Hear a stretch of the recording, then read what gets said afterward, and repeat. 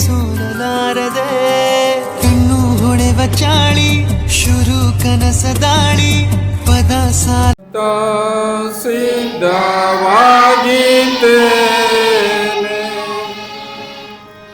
ನನ್ನ ಕೂಡ ಮಾತಾಡು ನಿನ್ನ ಧ್ವನಿ ಕೇಳಾದೇನೆ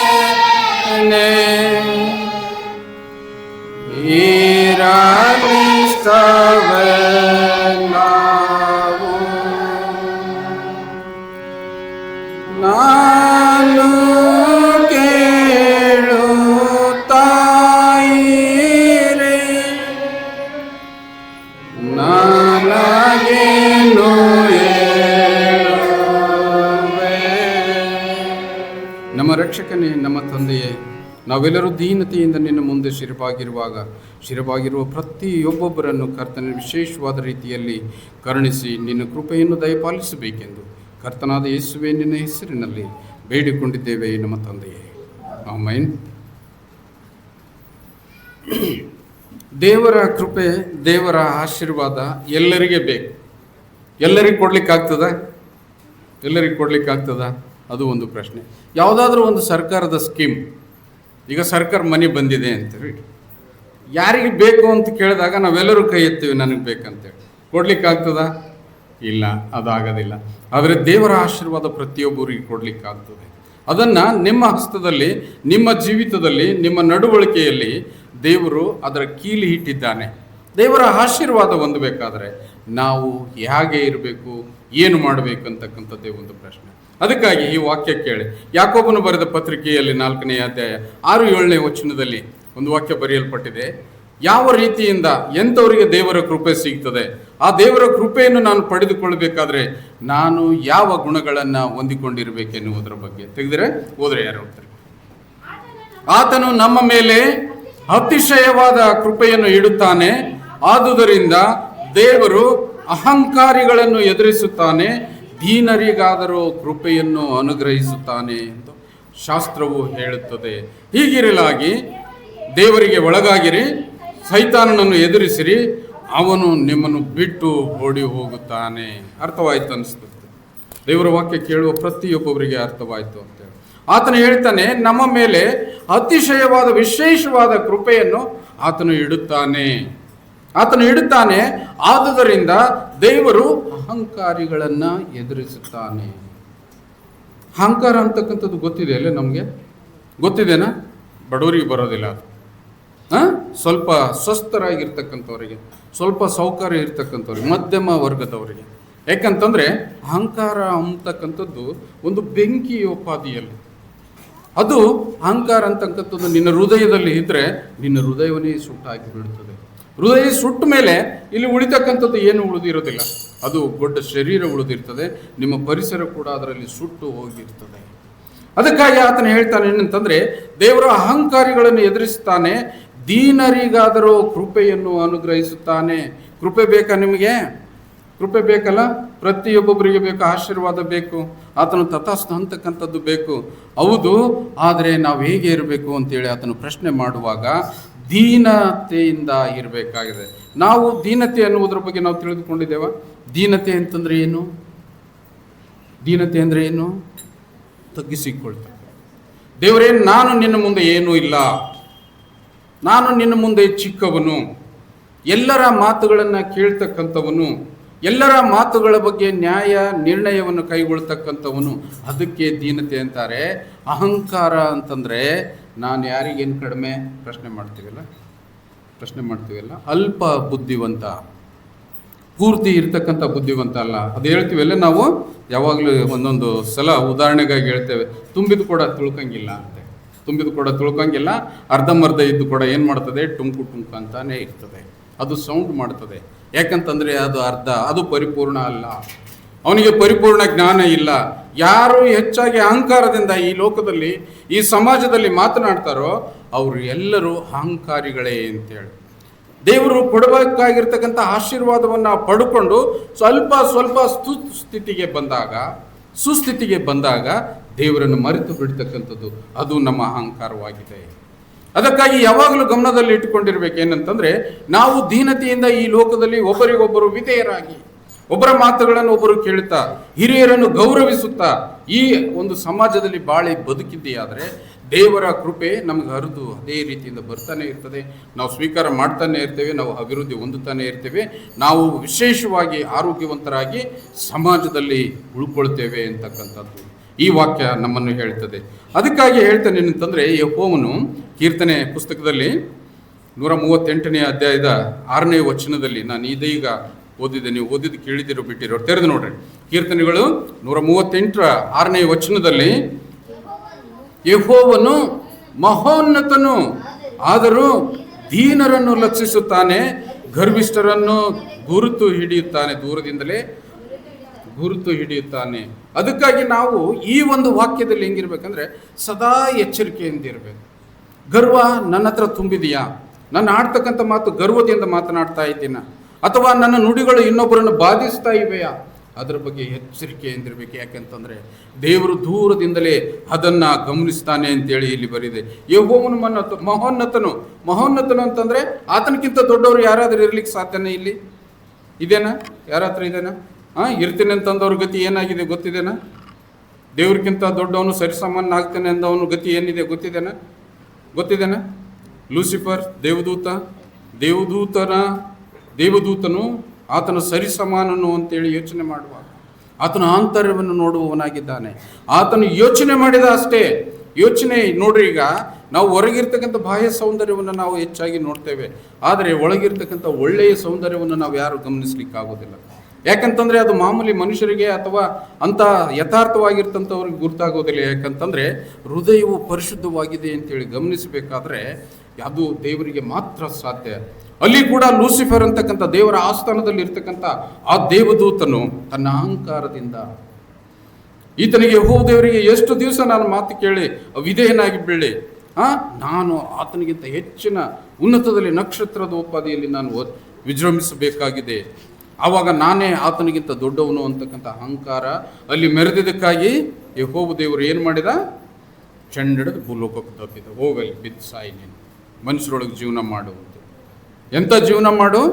ಅವರಲ್ಲಿ ಕೆಟ್ಟ ಯೋಚನೆಗಳನ್ನು ಸೃಷ್ಟಿ ಮಾಡುತ್ತಾ ನೀನು ಜೀವನ ಮಾಡು ಅಂತೇಳಿ ಶಾಪಗ್ರಸ್ತರನ್ನಾಗಿ ಕಳಿಸಿದ. ಅದೇ ಪ್ರಕಾರವಾಗಿ ಪ್ರತಿಯೊಬ್ಬೊಬ್ಬರಿಗೆ ಅದು ಒಂದು ಒಳ್ಳೆಯ ಉದಾಹರಣೆ.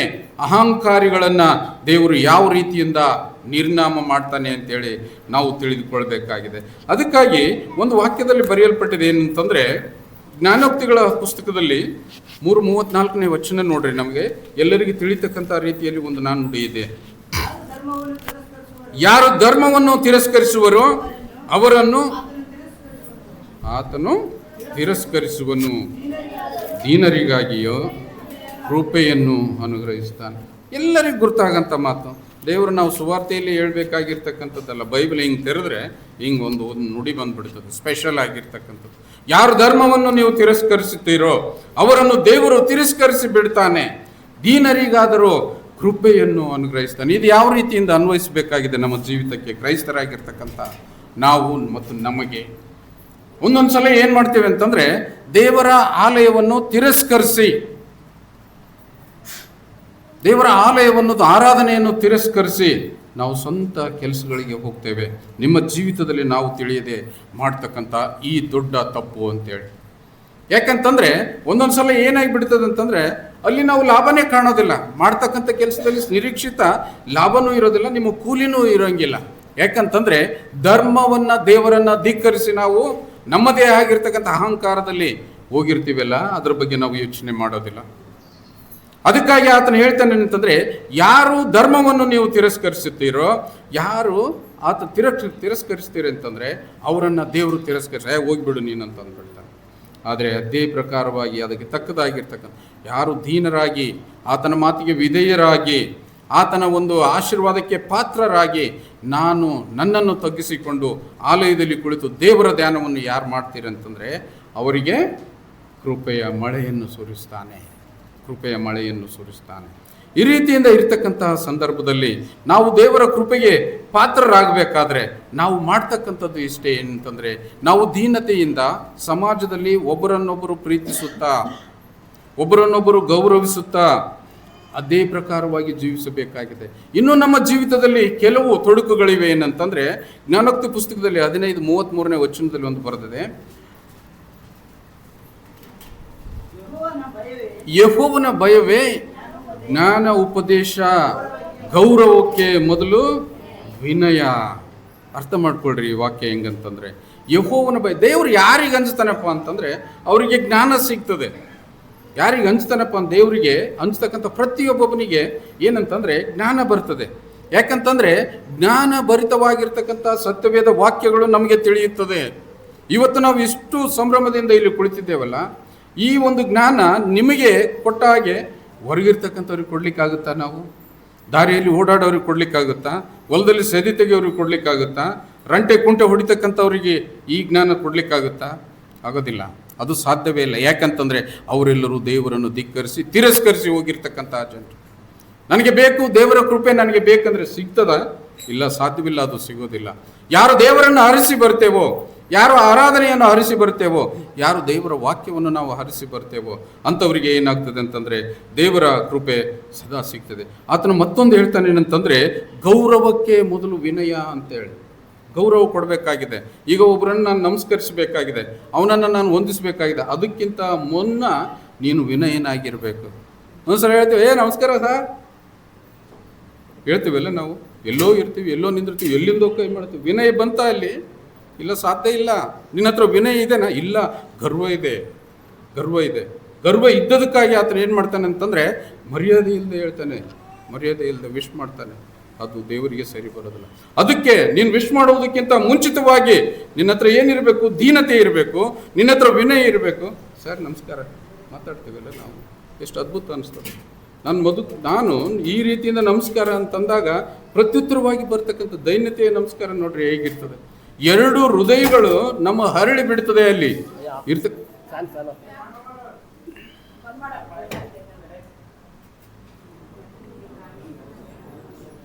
ಎರಡು ಹೃದಯಗಳು ಏನು ಮಾಡ್ತವೆ ಅಂತಂದರೆ ಅಲ್ಲಿ ವಿಶಾಲತೆಯನ್ನು ತೋರಿಸ್ತದೆ. ಅದಕ್ಕಾಗಿ ಆತನ ಹೇಳ್ತಾನೆ ಏನಂತಂದರೆ ಗೌರವಕ್ಕೆ ಮೊದಲು ವಿನಯರಾಗಿರಬೇಕು ನಾವು ಅಂತೇಳಿ. ನಿಂತಿತ್ತಲ್ಲ, ಮುಂದೆ ನೋಡೋಣ.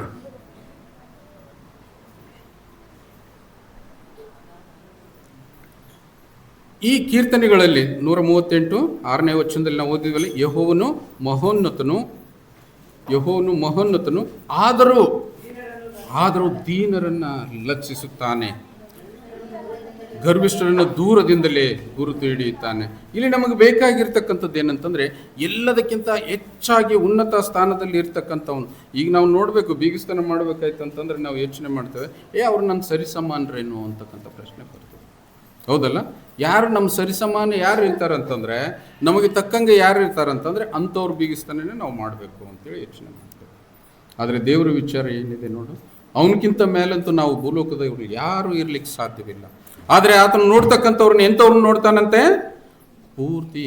ಆದರೂ ಆತನ ಮಹೋನ್ನತನಾದರೂ ಕೂಡ ದೀನರನ್ನು ಲಕ್ಷಿಸ್ತಾನಂತೆ. ನಾವು ಯಾರಾದ್ರೂ ಅವ್ರು ಯಾರಿಗೂ ಹೊಲ ಇಲ್ಲ, ಮನೆ ಇಲ್ಲಿ ಕೊಡ್ಲಿಕ್ಕೆ ಏನು ಗತಿ ಇಲ್ಲ ಅಂತಂದಾಗ, ಅವ್ರ ಮನೆಯಲ್ಲಿ ಒಂದು ಹೆಣ್ಣಿದೆ ಅಂತೇಳಿ ಕೇಳಲಿಕ್ಕೆ ಹೋದಾಗ ನಾವು ಮನಸ್ಸು ಮಾಡ್ತೀವಿ, ನನ್ನ ಮಗನಿಗೆ ತಕ್ಕಂಗೆ ಕೊಡಂಗಿಲ್ಲಪ್ಪ, ಅವರು ಬೇಡ ಅಂತಂದ್ಬಿಡ್ತೀವಿ. ಹೌದಲ್ಲ? ಅಲ್ಲಿ ನಮಗೆ ಅಹಂಕಾರ ಕಾಡ್ತಿರ್ತದೆ. ಅವರು ಹೊಂದಿರತಕ್ಕಂಥ ಆ ಅಹಂಕಾರದಿಂದ ದೇವರಿಂದ ಧಿಕ್ಕರಿಸಲ್ಪಟ್ಟವರಾಗಿ ದೇವರ ಕೃಪೆಯಿಂದ ವಂಚಿತರಾಗ್ತೇವೆ ಅಂತೇಳಿ ದೇವರ ವಾಕ್ಯ ಇಲ್ಲಿ ಹೇಳ್ತದೆ. ಅದಕ್ಕಾಗಿ ನಾವು ತಿಳಿದುಕೊಂಡಿರ್ಬೇಕೇನಂತಂದರೆ, ನಮ್ಮ ಜೀವಿತದಲ್ಲಿ ಯಾವಾಗಲೂ ದೀನತೆ, ವಿನಯತೆ, ಕರುಣೆ ಅಂತಕ್ಕಂಥದ್ದು ನಾವೆಲ್ಲರೂ ಅಳವಡಿಸಿಕೊಂಡಿರಬೇಕು. ಇದು ಬಹಳ ಸರಳವಾಗಿರ್ತಕ್ಕಂಥ ವಿಷಯನೇ, ಆದರೆ ಪಾಲಿಸಲಿಕ್ಕೆ ಯಾರಿಂದಲೂ ಸಾಧ್ಯವಾಗ್ತಾ ಇಲ್ಲಲ್ಲ, ಅದರ ಬಗ್ಗೆ ನಾವು ಯೋಚನೆ ಮಾಡಬೇಕಾಗಿದೆ. ಯಾರು ಪಾಲಿಸ್ಲಿಕ್ಕೆ ಆಗ್ತಾ ಇಲ್ಲ, ಮಾತಾಡ್ಲಿಕ್ಕೆ ಎಲ್ಲರಿಗೂ ಬರ್ತಾ ಇದೆ, ಆದರೆ ಅದನ್ನು ನಮ್ಮ ಜೀವಿತದಲ್ಲಿ ನಾವು ಅಳವಡಿಸಿಕೊಂಡಿದ್ದೆ ಆದರೆ ನಿಮ್ಮ ಜೀವಿತ ಎಷ್ಟು ಸುಲಭವಾಗಿ ಬಿಡ್ತದೆ ಅಂತಂದರೆ, ಎಷ್ಟು ಸಂಭ್ರಮವನ್ನು ಈ ಲೋಕದಲ್ಲಿ ನಾವು ಅನುಭವಿಸಲಿಕ್ಕೆ ಸಾಧ್ಯ ಅಂತೇಳಿ ನಾನು ಹೇಳ್ತದೆ. ಆದರೆ ಇಲ್ಲಿ ಏನಂತಂದರೆ ದೀನತೆ, ವಿಧೇಯತೆ ಅಂತನ್ನೋದಕ್ಕೆ ಇನ್ನೊಂದು ಅರ್ಥ ಅಂತಂದರೆ, ದೇವರು ಹೇಳ್ತಕ್ಕಂಥ ಮಾತು, ಸೇವಕರು ಹೇಳ್ತಕ್ಕಂಥ ಮಾತು, ಸುವಾರ್ತಿಕರು ಹೇಳ್ತಕ್ಕಂಥ ಮಾತಿಗೆ ನೀವು ಯಾರು ಉತ್ತರ ಕೊಡೋದಿಲ್ಲ. ಉತ್ತರ ಕೊಡ್ತೀರಾ? ಈಗ ನಾನು ಒಬ್ಬನೇ ಮಾತನಾಡ್ತಾ ಇದ್ದೇನೆ, ಅದನ್ನು ನೀವು ಒಪ್ಪೋದಾದರೆ ನೀವು ಅಂತರ್ಯದಲ್ಲಿ ಒಪ್ಪಬೇಕು, ಅದನ್ನು ವಿರೋಧಿಸ್ತಕ್ಕಂಥದ್ದಿಲ್ಲ. ಇದು ಯಾಕೆ ಈ ರೀತಿಯಿಂದ ಬಂತು ಅಂತಂದರೆ, ಅಬ್ರಾಹ್ಮನ ಉದಾಹರಣೆ ನಾನು ಜ್ಞಾಪಕ ಮಾಡ್ತೇನೆ ನಿಮಗೆ. ಅಬ್ರಾಹ್ಮನಿಗೆ ಎಷ್ಟೋ ದಿವಸಗಳಾದ ಮೇಲೆ ಮಕ್ಕಳಾಯ್ತು. ಮಕ್ಕಳಾದ ನಂತರ ಆತನು ಇನ್ನೂ ಪರೀಕ್ಷೆಗೆ ಒಳಪಡಿಸ್ತಾನೆ ಏನಂತಂದರೆ, ಅಬ್ರಾಹ್ಮನೇ ಏನಂತ ಹೇಳ್ತಾನೆ? 22ನೇ ಅಧ್ಯಾಯ 2ನೇ ವಚನದಲ್ಲಿ ನೋಡ್ರಿ, ಆದಿಕಾಂಡ. ನಿನಗೆ ಪ್ರಿಯನಾಗಿರುವ ಒಬ್ಬನೇ ಮಗನಾದ ಇಸಾಕನನ್ನು ತೆಗೆದುಕೊಂಡು ಮೋರಿಯ ದೇಶಕ್ಕೆ ಹೋಗಿ ಅಲ್ಲಿ ಅವನನ್ನು ನಾನು ಹೇಳುವ ಒಂದು ಬೆಟ್ಟದ ಮೇಲೆ ಸರ್ವಾಂಗ ಹೋಮ ಮಾಡಿ ಅರ್ಪಿಸಬೇಕು ಅಂತಂದ. ಹೆಂಗಾಗಿರ್ಬೇಡ ತಂದೆ ಹೃದಯ, ತಾಯಿ ಹೃದಯ. ತಾಯಿದಲ್ಲಿ ಪ್ರಶ್ನೆನೇ ಮಾಡಿಲ್ಲ, ಯಾಕಂತಂದರೆ ಅದು ವರ್ಣಿಸ್ಲಿಕ್ಕೆ ಸಾಧ್ಯನೇ ಇಲ್ಲ. ಆಕೆಯ ದುಃಖಕ್ಕೆ ನಾವು ಇಲ್ಲಿ ಪದಗಳಲ್ಲಿ ಹೇಳಲಿಕ್ಕೆ ಸಾಧ್ಯವಿಲ್ಲ. ಈ ಗಂಡಸಿನ ಹೃದಯ ಸ್ವಲ್ಪ ಗಟ್ಟಿ ಇರ್ತದೆ, ಸ್ವಲ್ಪ ಹಳು ಒಳಗಡೆ ಹೇಳ್ತಾನೆ ಅವನು, ಹೊರಗಡೆ ಬಾಹ್ಯವಾಗಿ ತೋರಿಸೋದಿಲ್ಲ. ಅದಕ್ಕಾಗಿ ಅದನ್ನು ಇಲ್ಲಿ ಪ್ರದರ್ಶನ ಮಾಡಿ ಹೇಳ್ತಾನೆ ಅಂತಂದರೆ, ನಿನ್ನ ಕೊಟ್ಟಿರ್ತಕ್ಕಂಥ ಇದ್ದಿರ್ತಕ್ಕಂಥ ಒಬ್ಬನೇ ಮಗನನ್ನು ತಗೊಂಡು ನಡಿ, ಎಲ್ಲಿಗೆ? ಮೋರೆ ದೇಶಕ್ಕೆ ನಡಿ, ಅಲ್ಲಿ ಅವನನ್ನು ಸರ್ವಾಂಗ ಹೋಮ ಮಾಡಿ ನನಗೆ ಅರ್ಪಿಸಬೇಕು ಅಂತಂದಾಗ ಆತನ ಆಘಾತಕ್ಕೆ ಸಹಿತ ಒಳಗಾಗಿದ್ದನೋ ಬಿಟ್ಟಿನೋ ಇಲ್ಲಿ ಯಾವುದೂ ತೋರಿಸಲಿಲ್ಲ, ಆದರೆ ಎದುರು ಉತ್ತರ ಮಾತ್ರ ಕೊಡಲಿಲ್ಲ. ಹೌದಾ? ನಾವು ಒಪ್ತೀವಿ ಇದನ್ನ? ಯಾಕಂತಂದರೆ ಇವತ್ತು ನಾವು ಮೌನವಾಗಿ ಕುಂತು ದೇವರ ವಾಕ್ಯವನ್ನು ಕೇಳುವ ಇದೇ ವಾಕ್ಯದ ಆಧಾರದ ಮೇಲೆ ದೇವರಿಗೆ ಪ್ರತಿಯಾಗಿ ಪ್ರಶ್ನೆ ಮಾಡ್ತಕ್ಕಂಥ ಶಕ್ತಿ ದೇವರು ನಮಗೆ ಕೊಡಲಿಲ್ಲ. ಆತನು ತಿಳಿದಿದ್ದಾನೆ, ನನ್ನನ್ನು ಅಭಿವೃದ್ಧಿ ಮಾಡ್ತಕ್ಕಂಥ ದೇವರು ಯೆಹೋವನು ಇರುವಾಗ ಆತನು ಕೊಟ್ಟಿರ್ತಕ್ಕಂಥ ಮಗನನ್ನು ಪುನಃ ಆತನಿಗೆ ಕೊಡೋದ್ರಲ್ಲಿ ನಂದು ಏನು ಹೋಗಿದೆ? ಆತನು ಪ್ರಶ್ನೆ ಮಾಡ್ಕೊಳ್ತಾನೆ, ಬುದ್ಧಿವಂತಿಕೆಯ ಪ್ರಶ್ನೆ. ಆದರೆ ನಾವಾದರೆ ಲೋಟನದು ನೋಡ್ರಿ 19 ವಚನ 19ನೇ ಅಧ್ಯಾಯ 17-18ರಲ್ಲಿ ಓಡಿ ಹೋಗು, ಪ್ರಾಣವನ್ನು ಉಳಿಸಿಕೋ, ಹಿಂದಕ್ಕೆ ನೋಡಬೇಡ, ಈ ಪ್ರದೇಶದೊಳಗೆ ಎಲ್ಲಿಯೂ ನಿಲ್ಲದೆ ಬೆಟ್ಟದ ಸೀಮೆಗೆ ಓಡಿ ಹೋಗು, ನಿನಗೂ ನಾಶ ಉಂಟಾದೀತು ಅಂದನು. ಅದಕ್ಕೆ ಲೋಟನು, ಸ್ವಾಮಿ ಅದು ನನ್ನಿಂದ. ವಿಧೇಯತೆ ಅವಿಧೇಯತೆ ಪ್ರಶ್ನೆ ಮಾಡಿದ. ದೇವರು ಕರುಣೆ ತೋರಿಸ್ತಾನೆ, ದೇವರು ಪ್ರೀತಿ ಮಾಡ್ತಾನೆ, ಆತನ ಮೇಲೆ ಆಶೀರ್ವಾದ ಕೊಡ್ತಾನೆ. ಈ ಸೊದೋಮ್ ಗೊಮೋರ ಪಟ್ಟಣವನ್ನು ನಾನು ನಾಶ ಮಾಡ್ತಾ ಇದ್ದೇನೆ, ಅದರಿಂದ ನನ್ನ ಭಕ್ತರು ಉಳಿಬೇಕು, ನನ್ನ ಮಕ್ಕಳು ಉಳಿಬೇಕಂತಕ್ಕಂಥ ರೀತಿಯಲ್ಲಿ ದೇವದೂತರನ್ನು ಕಳಿಸಿ ಅವರನ್ನು ಊರಿಂದ ಆಚೆಗೆ ಎಳೆದುಕೊಂಡು ಬರ್ತಾರೆ. ಆತನ ಹೆಂಡತಿ, ಆತನ ಮಕ್ಕಳು ಮತ್ತು ಆತನ ಹಳೆಯಂದಿರನ್ನ ಊರಿಂದ ಆಚೆಗಡೆ ಅಲ್ಲಿ ಆ ಸೊದೋಮ್ ಗೊಮೋರ ಪಟ್ಟಣ ಬೆಂಕಿಯಿಂದ ಉರಿತಾ ಇದೆ. ಹೋಗು, ನಿನ್ನ ಪ್ರಾಣವನ್ನು ಉಳಿಸಿಕೋ ಅಂತಂದ್ರೆ ಇವನು ಏನೇನಂತ ಆಗಲ್ರಿ, ನನ್ನಿಂದ ಸಾಯಿ ಆಗಲ್ಲಂದ್ರೆ ಸಾಯಿ. ಹೌದಲ್ಲ? ಯಾಕಂತಂದರೆ ನಮ್ಮ ಜೀವಿತದಲ್ಲಿ ಈ ರೀತಿಯಿಂದ ಅನೇಕ ಸಲ ಪ್ರಶ್ನೆ ಮಾಡ್ತೇವೆ. ನಾವು ಬಹುಕಾಲದ ಕ್ರೈಸ್ತರು ಬೈಬಲ್ನ ಎಷ್ಟೊಂದು ಸಲ ಓದಿರ್ಬೇಕಂತೇಳಿ ಅನಿಸ್ತದೆ. ನೀವು ಪೂರ್ತಿ ಬೈಬಲ್ ಓದಿಲ್ಲ ಅಂತಂದ್ರು ಆ ವಾಕ್ಯವನ್ನಾದರೂ ಅನೇಕರು ಜ್ಞಾಪಕ ಮಾಡಿರ್ತಾರೆ ನಿಮಗೆ. ಅಬ್ರಾಹ್ಮನ ವಿಧೇಯತೆಯ ಬಗ್ಗೆ ಹೆಚ್ಚಿನ ವರ್ಣನೆಯನ್ನು ನಿಮಗೆ ಕೊಟ್ಟಿರ್ತಾರೆ. ಲೋಟನ ಅವಿಧೇಯತೆಯ ಬಗ್ಗೆ ನಾವು ಅನೇಕ ಸಲ ತಿಳಿಸಿ ಹೇಳಿರ್ತೇವೆ. ಆದರೂ ಕೂಡ ನಾವು ಹೇಳ್ತೇವೆ ಒಂದೊಂದು ಸಲ, ಇಲ್ಲಪ್ಪ ಇವತ್ತು ಡಿಸ್ಟ್ರಿಕ್ಟ್ ಕಾನ್ಫರೆನ್ಸ್ ಇದೆ, ಮೀಟಿಂಗ್ ಬರ್ರಿ ಅಂತ ಅಂದ್ಕೊಂಡೆ ಒಬ್ಬನು ಬಂದು ಹೇಳಿರ್ತಾನೆ ನನಗೇನಂತಂದು, ಸರ್ ಇವತ್ತು ಆಗಲ್ಲ ನೋಡ್ರಿ, ಮತ್ತೆ ಯಾರಿಗೇನೆ ಹೇಳ್ರಿ, ಸರ್ಕವಾಗಿ ಹೇಳ್ತೀವಿ. ಅದು ಯಾರಿಂದ ಬಂದಿದೆ ಮಾತು ಅಂತ ಅನ್ನೋದ್ರ ಬಗ್ಗೆ ನಮಗೆ ಯೋಚನೆ ಇಲ್ಲ. ನನ್ನ ಹೊಲ ಹಾಳು ಬೀಳ್ತದೆ, ನನ್ನ ಸದಿ ಹಿಂದಕ್ಕೆ ಬೀಳ್ತದೆ, ನನ್ನ ಬೆಳೆ ಹಾಳಾಗ್ತದೆ. ಇಂಥ ಲೌಕಿಕವಾಗಿರ್ತಕ್ಕಂಥ ಕ್ಷಣಿಕ ಸುಖಕ್ಕಾಗಿ ನಮ್ಮ ಜೀವಿತವನ್ನು ಬಲಿ ಕೊಡ್ತೀವಲ್ಲ, ಅದೆಷ್ಟರ ಮಟ್ಟಿಗೆ ಸರಿ? ಅದನ್ನು ಯೋಚನೆ ಮಾಡಿ. ಈ ಮೀಟಿಂಗ್ ಕರಿಬೇಕು, ಅದಕ್ಕೆ ಕರಿಬೇಕು ನಿಮ್ಮನ್ನಂತಂದರೆ ನಿಮ್ಮ ಹತ್ತರಲ್ಲಿ ಒಬ್ಬರಿಗಾದರೂ ಆ ಒಳ್ಳೆಯ ಜ್ಞಾನ ಇರಬೇಕು. ನಿಮ್ಮಲ್ಲಿ 10 ಕುಟುಂಬದ ಮಧ್ಯೆ ಒಬ್ಬನಿಗಾದರೂ ಸಂಸ್ಥೆಯ ಬಗ್ಗೆ ಹೆಮ್ಮೆ ಇರಬೇಕು. ಈ ರೀತಿಯಿಂದ ಯೋಚನೆಗಳನ್ನು ತುಂಬುವುದಕ್ಕಾಗಿ ನಾವು ಅಂಥ ಮೀಟಿಂಗ್ಗಳನ್ನು ಏರ್ಪಾಡು ಮಾಡಿರ್ತೇವೆ. ಯಾಕಂತಂದರೆ ನಮ್ಮ ಜೀವಿತ ಎಲ್ಲಿದೋ, ಯಾವ ಸ್ಥಿತಿಯಲ್ಲಿದೆಯೋ ಗೊತ್ತಿಲ್ಲ. ನಾವು ಏನೋ ಜೀವನ ಮಾಡ್ತಾ ಇದ್ದೇವೆ. ಕೇಳಿದರೆ ಕ್ರೈಸ್ತರಂತೇವೆ, ಸಮಯ ಬಂದಾಗ ಹಿಂದೂಗಳಂತೇವೆ, ಇನ್ನೊಂದು ಸಲ ಮತ್ತೊಂದು ನುಡಿತೇವೆ, ಪಾರಾಗಿಬಿಡ್ತೇವೆ. ಆ ಜೀವಕ್ಕೆ ಬೆಲೆನೇ ಇಲ್ಲ ಅಂತೇಳಿ ನಾವು ತಿಳಿದುಕೊಂಡಿದ್ದೇವೆ. ಆದರೆ ನೀನು ಆಂತರ್ಯವಾಗಿ, ಆದರೆ ನೀನು ಈ ಜೀವಿತದ ಬಗ್ಗೆ, ಈ ಕ್ರೈಸ್ತತ್ವದ ಬಗ್ಗೆ, ನಿಮ್ಮ ಸಂಸ್ಥೆಯ ಬಗ್ಗೆ ನೀನು ತಿಳಿದುಕೊಳ್ಬೇಕಂತ ಅನ್ನೋದ್ರ ಬಗ್ಗೆ ಈ ರೀತಿಯಿಂದ ಹೇಳಿದಾಗ ಲೋಟನೋಪಾದಿಯಲ್ಲಿ ತಿರಸ್ಕರಿಸ್ತೀರಲ್ಲ ನೀವು, ಅದು ಎಷ್ಟು ಸಮಂಜಸ ಅಂತೇಳಿ. ಮೊದಲನೇದಾಗಿ ನೀವು ಯಾವಾಗಲೂ ತಿಳಿದಿರ್ಬೇಕೇನಂತಂದರೆ, ಆ ಮುದ್ದಾದ ಮಗನು, ಒಬ್ಬನೇ ಮಗನು, ಆತನನ್ನು ಹೋಮ ಮಾಡುವುದಕ್ಕೆ ಆತನು ಆಜ್ಞೆ ಕೊಟ್ಟಂತಹ ಸಂದರ್ಭದಲ್ಲಿ ಯಾಕೆ ಅನ್ನಲಿಲ್ಲ, ಏನು ಅನ್ನಲಿಲ್ಲ, ಮರುಪ್ರಶ್ನೆ ಮಾಡಲಿಲ್ಲ. ಆತನು ಸಿದ್ಧನಾದ, ಕತ್ತೆಯನ್ನು ರೆಡಿ ಮಾಡಿದ, ಸಾಮಾನು ಏರ್ಕೊಂಡ, ಬೇಕಾಗಿರ್ತಕ್ಕಂಥ ಸಾಮಾನುಗಳನ್ನೆಲ್ಲ ತೆಗೆದುಕೊಂಡ. ಯಜ್ಞಕ್ಕೆ ಬೇಕಾದ ಕುರಿಮರಿ ಆತನಲ್ಲಿ ಇರಲಿಲ್ಲ. ಮಗನು ಪ್ರೀತಿಯಿಂದ ಕೇಳ್ತಾನೆ, ಅಪ್ಪ ಎಲ್ಲೊಟ್ಟು ತಗೊಂಡು ಕುರಿಮರಿ ಇಲ್ಲಲ್ಲ ಅಂತೇಳಿ. ದೇವ್ರು ಕೊಡ್ತಾನೆ, ನಡಿ ಆಯ್ತು, ರೈಟ್, ಮುಗೀತು, ಏನು ವಿಚಾರಣೆ ಬೇಡ. ಇವತ್ತು ನಾವು ಯೋಚನೆ ಮಾಡ್ತೇವೆ ಅವರ ಪರಿಸ್ಥಿತಿ ಏನಾಗಿರ್ಬೇಡ, ಈ ರೀತಿಯಿಂದ ಇರ್ತಕ್ಕಂಥ. ಈತನು ಯಾರು, ಲೋಟನು ಯಾರು ಬೇರೆ ಇಲ್ಲ, ಅವ್ರ ಅಣ್ಣ ತಮ್ಮನೇನು ಲೋಟನ್ ಸಹಿತ, ಅವ್ರ ಅಣ್ಣ ತಮ್ಮನೇ, ಆದರೆ ಎರಡನೇ ಅಣ್ಣ ತಮ್ಮ, ಬೆನ್ನಿಂದ ಬಂದಿರತಕ್ಕಂಥವನಲ್ಲ. ಅದಕ್ಕಾಗಿ ಆತನು ಲೋಟನು ಹೇಳ್ತಾನೆ ಏನಂತಂದ್ರೆ, ಹೋಗಪ್ಪ, ನಿನ್ನ ಜೀವ ಉಳಿಸ್ಕೊ, ಹೋಗು ಹೋಗು ಅಂತೇಳಿ ಆತನು ಎಷ್ಟು ಹೇಳಿದ್ರು ಕೂಡ ಹೋಗದೇ ಇದ್ದಂಥ ಪರಿಸ್ಥಿತಿಯಲ್ಲಿ ದೇವದೂತರು ಅವರನ್ನು ಹಿಡಿದು ಎಳೆದು ಊರ ಹೊರಗಡೆ ಹಾಕಿ, ಹೋಗು, ತಪ್ಪಿಸ್ಕೊ, ಆ ಸೀಮೆವರೆಗೂ ಹೋಗು, ಯಾಕಂತಂದ್ರೆ ಬೆಂಕಿ ಇದೆಲ್ಲ ಆವರಿಸ್ತದೆ ಅಂತೇಳಿ ಅಂತಂದ್ಬಿಟ್ಟು. ಅಂಥ ಸಂದರ್ಭದಲ್ಲೂ ಕೂಡ ನಾವೇನು ಮಾಡ್ತೇವೆ ಅಂತಂದರೆ, ಉಲ್ಟಾ ದೇವರಿಗೆ ಪ್ರಶ್ನೆ ಮಾಡ್ತಕ್ಕಂಥ ರೀತಿಯಲ್ಲಿ ನಮ್ಮ ಜೀವಿತವನ್ನು ನಾವು ರೂಪಿಸ್ಕೊಂಡಿದ್ದೇವೆ. ಅದಕ್ಕಾಗಿ ಇಷ್ಟು ದಿವಸದವರೆಗೂ ನಿಮಗೆ ತಿಳಿದಿಲ್ಲೋ ಅದು ಗೊತ್ತಿಲ್ಲ, ಆದರೆ ದೇವರ ಸೇವಕರು ಹೇಳ್ತಕ್ಕಂಥ ಮಾತು, ದೈವಿಕವಾಗಿ ಕರೀತಕ್ಕಂಥ ಕರೆಗೆ, ದೈವಿಕವಾಗಿ ಆರಾಧನೆಗೆ, ಆಲಯದ ಕೆಲಸ ಕಾರ್ಯಗಳಿಗಾಗಿ ನಾವು ಕರೆದರೆ ನೀವು ಎಂದೂ ತಿರಸ್ಕಾರ ಮಾಡಬಾರ್ದು ಅಂತಕ್ಕಂಥ ವಿಷಯವಾಗಿ ನಾನು ಇಲ್ಲಿ ಹೇಳಿಕ್ಕಿದ್ದೇನೆ. ಅಂದಾಗ ಇಷ್ಟೆಲ್ಲ ಹೇಳಿದಾಗ ನಿಮ್ಮಲ್ಲಿ ಪ್ರಶ್ನೆ ಬರ್ತದೆ, ಎಷ್ಟು ಸಲ ನಾನೇ ಮಾಡ್ಬೇಕು ಹೋಗ್ರಿ ಅಂತಂತೇಳಿ. ಇನ್ನು ಇಲ್ಲೇನು 4 ಜನ ಉಗ್ರಾಣಿಕರು ಇಲ್ಲೇನು? ಅದರಲ್ಲಿ ಇನ್ನೂ ಉಗ್ರಾಣಿಕರೇ ಮಾಡ್ಬೇಕಂಥದ್ದು ಎಲ್ಲಿ ಕಾನೂನಿಲ್ಲ. ಮತ್ತೆ ಇಂದಾಗ ಯಾವುದಾದ್ರೂ ಕೆಲಸ ಈ ಆಲಯಕ್ಕೆ ಬಂದಾಗ ಸಾಕಷ್ಟು ಜನ ನಾವೇನು ಮಾಡ್ತೇವೆ ಅಂತಂದರೆ ಈ ರೀತಿಯಿಂದ ಪ್ರಶ್ನೆ ಮಾಡ್ತಕ್ಕಂಥ ರೀತಿಯಲ್ಲಿ. ಅದಕ್ಕಾಗಿ ಆತನು ಹೇಳ್ತಾನೆ ಅಂತಂದರೆ, ಒಬ್ಬನು ಕೇಳ್ತಾನೆ, ನಾನು ಎಷ್ಟಂತೂ ಸಹಿಸಲ್ರಿ, ನಾನು ಎಷ್ಟು ಸಲ ಈತನನ್ನು ಕ್ಷಮಿಸಲ್ರಿ, ಇಂಥ ಪ್ರಶ್ನೆಗಳು ನಾವು ಆಡಿದಾಗ ಯೇಸು ಸ್ವಾಮಿ ಒಂದು ಸಲ ಹೇಳ್ತಾನೆ, ಎಷ್ಟು ಸಲ ಕ್ಷಮಿಸ್ಬೇಕಂತೆ? 770 ಸಲ. ಎಣಿಸಿದ್ರೆ ನೀವು 770 ಸಲ ಅಂತಂದರೆ ಅಲ್ಲಿ ತನಕ ನಾವು ಎಣಿಸೋದ್ರೊಳಗೆ ಅದೇನಾಗಿರ್ತದೆ ಅಂತಂದ್ರೆ, ಅಲ್ಲ, ನೀವು ಕಡಿ ತನಕ ಅದನ್ನು ಕ್ಷಮಿಸ್ತಾನೆ ಇರಬೇಕಂತ. ಅದಕ್ಕೆ ಉದಾಹರಣೆಯಾಗಿ ಸತ್ಯವೇದ ವಾಕ್ಯದಲ್ಲಿ ಫಿಲಿಪಿಯವರಿಗೆ ಬರೆದಿರ್ತಕ್ಕಂಥ ಪತ್ರಿಕೆ 2:8-9 ಬರೆಯಲ್ಪಟ್ಟಿದೆ ನೋಡ್ರಿ. ಇಲ್ಲಿ ಫಿಲಿಪಿ 2:8-9, ಹೀಗೆ ಆತನು ಆಕಾರದಲ್ಲಿ ಮನುಷ್ಯನಾಗಿ ಕಾಣಿಸಿಕೊಂಡಿದ್ದಾಗ ತನ್ನನ್ನು ತಗ್ಗಿಸಿಕೊಂಡು ಮರಣವನ್ನು, ಅಂದರೆ ಶಿಲುಬೆಯ ಮರಣವನ್ನಾದರೂ ಹೊಂದುವಷ್ಟು ವಿಧೇಯನಾದನು. ಈ ಕಾರಣದಿಂದ ದೇವರು ಆತನನ್ನು ಅತ್ಯುನ್ನತ ಸ್ಥಾನಕ್ಕೆ ಏರಿಸಿ ಎಲ್ಲ ಹೆಸರುಗಳಿಗಿಂತ ಶ್ರೇಷ್ಠವಾದ ಹೆಸರನ್ನು ಆತನಿಗೆ ದಯಪಾಲಿಸಿದನು. ಮತ್ತೊಂದು ಸಲ ನೀವು ಮನೆಗೆ ಹೋಗಿ ಹೋದ್ರಿ, ನಿರಾಂಕಾರನಾಗಿರ್ತಕ್ಕಂಥ ದೇವರನ್ನು ಈಗ ತೋರಿಸ್ಲಿಕ್ಕೆ ಆಗ್ತದೆ ನಾವು? ಇಲ್ಲ.